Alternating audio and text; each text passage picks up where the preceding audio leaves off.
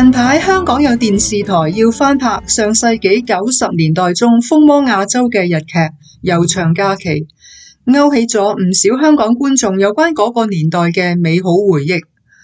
我個人對於呢套劇由始至終都係一啲感覺都冇。我曾經嘗試去欣賞，客觀嚟講質素都唔錯嘅，但係純主觀角度嚟講，就由視覺到聽覺層面都冇辦法去享受。我一聽到嗰首咁嘅主題曲，就覺得好煩厭。品味呢啲嘢真係見仁見智。如果你唔中意大眾化嘅喜劇，就好可能會欣賞我今集要向大家推介一套主題較為沉重嘅劇集。日本94年初播映嘅《この世の果て》，直譯就係世界末日。華語版電視同埋小說通常都會譯做愛沒有明天。我仲要趁呢個機會向大家推介同一時期喺香港無線電視播映嘅本地劇集《第三類法庭》。呢兩套都係我個人十分之喜歡，但係受到香港觀眾忽略嘅《滄海遺珠》。愛沒有明天劇情講述女主角瑪利亞為佢嗰位失明嘅妹妹賺取手術費，去夜總會做舞小姐。有一晚，佢收留咗因為交通意外而失憶嘅男主角。原來男主角係古典鋼琴家，只係為咗過新嘅生活而扮失憶。後來更加為咗逃避老婆，同女主角一齊割傷自己隻手，令到以後唔可以再彈琴。之後兩位主角經歷咗好艱難嘅日子，因為好多嘅誤會同埋背叛分開咗。女主角更加有一位有錢嘅客人向佢求婚，但係到結尾居然用好極端嘅方法令男主角重新振作。全套劇12集，多次咁出現一個簡單嘅心理測驗，有唔同嘅角色去問同埋作答。個測驗就係，假設世界末日，你可以帶一隻動物坐方舟離開，有4種動物，你會揀邊種？馬、羊、老虎同埋孔雀。原來每隻動物係象徵挑選人心目中最重要嘅嘢，反映咗佢哋嘅價值觀。仲有其他一啲顛覆傳統童話同埋認知嘅地方，例如玻璃鞋嘅故事同埋女主角本身個名，引起觀眾去反思。雖然劇入面好多場景都好黑、好灰暗，再唔係就係好蒼白，但係喺導演嘅功力底下，都帶有一種沉鬱而蒼涼嘅美感。再加上日本當年逝世冇耐嘅傳奇搖滾歌手美崎峰嗰首主題曲《Oh My Little Girl》，配合劇情同埋愛到盡頭嘅主題，十分之有 feel。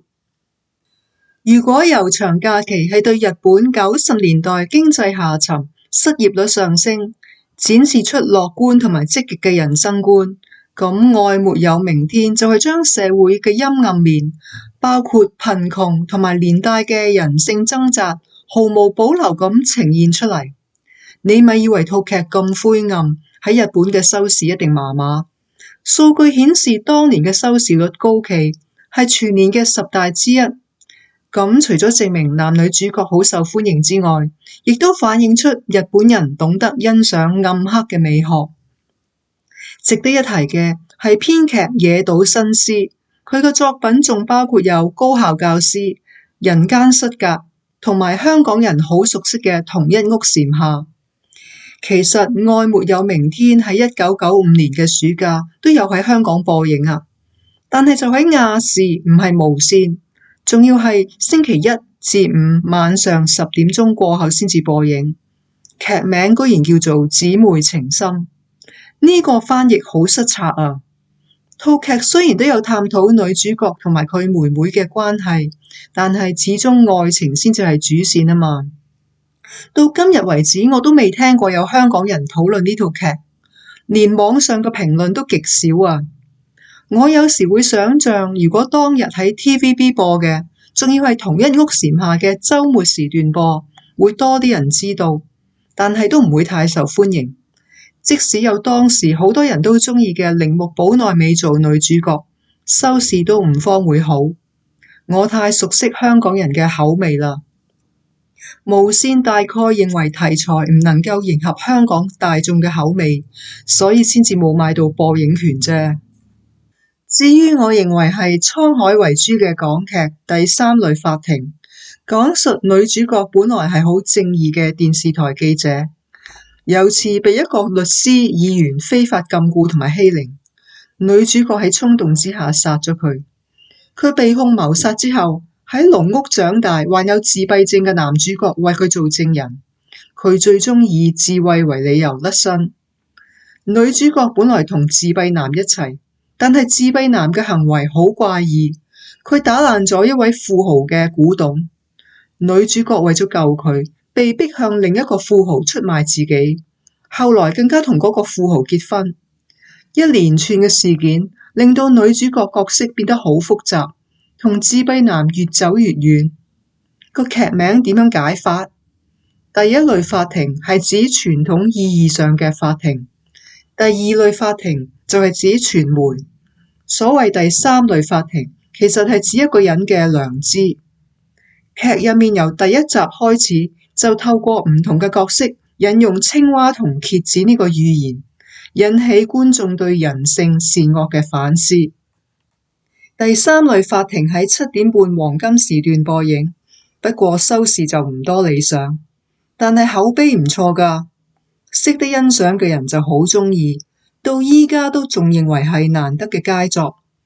其實個卡士都唔弱㗎，有溫兆倫同埋邵美琪演得好有爆炸力，其餘嘅配角都好好，有啲只得1、2集戲份都令人印象深刻。我認為唔收得嘅一個原因就係劇種同埋角色嘅問題。套劇單係個劇名，對好多觀眾嚟講都太深奧，太過哲理化。我欣賞蠍子同埋青蛙呢個借喻手法，但係好多觀眾唔會欣賞㗎嘛。再加上受歡迎嘅劇集，第一男女主角都係好正面，你可能唔認同，指出以往好收得嘅劇集都有啲又癲又奸嘅角色。不過嗰啲大奸角都唔會係第一男女主角咯。你有可能會反駁我，近年有啲劇集嘅男女主角都唔係咁正面啫喎。但係我想講嗰啲劇集多數都唔係太收得，只係口碑好。呢套劇嘅女主角由頭帶到落尾，角色由忠變奸，男主角就由始至終都係正派，不過好自閉，傻傻地咁。角色嘅設定太偏離主流，由一開始就違反咗觀眾嘅期望，再加上套劇拖得太長，30集喎，主線之外冇乜嘢支線，20集會好好多嘅。呢兩套日劇同埋港劇嘅內容唔係一樣，但係有幾處地方令人好難唔將佢哋連埋一齊。如果只係一處相同就話冇乜嘢特別啫，因為嗰啲表達手法並唔係前所未有，但係幾個地方相同喎，就值得深究啦。首先係已經提到嘅，用一啲同動物有關，睇落好簡單，但係意象好鮮明嘅心理測驗、寓言去連貫整個劇情，增加故事同埋人物嘅層次感。第二個相同嘅地方就係臨近結尾，劇情講到結婚嗰日，主角着住禮服由直升機跳落海。套日劇就係講女主角跳落海，套港劇呢就係男主角，目的都係要感動佢哋所愛嘅人，令佢哋變得更加好。呢兩場嘅視覺衝擊都好大㗎。仲有兩套劇嘅大奸角到最後都被嚴重毀容，連出場包住個頭嘅造型都極為相似。劇情都係暗示佢哋最後都開竅，變返做好人。仲有劇集完場最後嗰個 shot， 都係兩位飽歷滄桑女主角嘅大特寫，焦點好似要表達佢哋內心嘅思緒同埋感情。我到依家都諗唔明，套日劇係94年1月先喺日本首播，而套港劇就係同年嘅2月28日首播，最遲都係上一年冬天開始拍攝。播映日劇期間，香港嘅傳媒係完全冇提。喺播完之後，香港嘅雜誌先至有啲零碎嘅報導。咁照計，香港嘅編劇要抄日劇嘅表達手法，都唔會抄得咁快㗎。咁又點可以解釋兩者之間咁微妙嘅相同地方？係純粹巧合？更加有可能嘅係，兩套劇嘅創作都受到更加早播映嘅日劇影響，甚至係受到文化、文學、創作傳統嘅影響。你又有咩睇法？我以前有一位萍水相逢嘅朋友，佢冇辦法理解我欣賞呢一類嘅劇集。佢自己就中意一啲好簡單甜蜜嘅電視劇同埋電影。佢話睇完之後好舒服，發返個好夢，仲同人哋講話我品味怪。照佢嘅理解，大多數流傳千古嘅文學作品都係好負面，識得欣賞嘅人都係怪人。我曾經因為俾人誤解，覺得好煩惱，後來先至明白佢對於我同埋呢類作品嘅評價，其實都係證明佢本身層次低。好似今集介紹嘅寫實作品，其實可以由好多角度去欣賞，例如分析角色嘅心理同埋動機。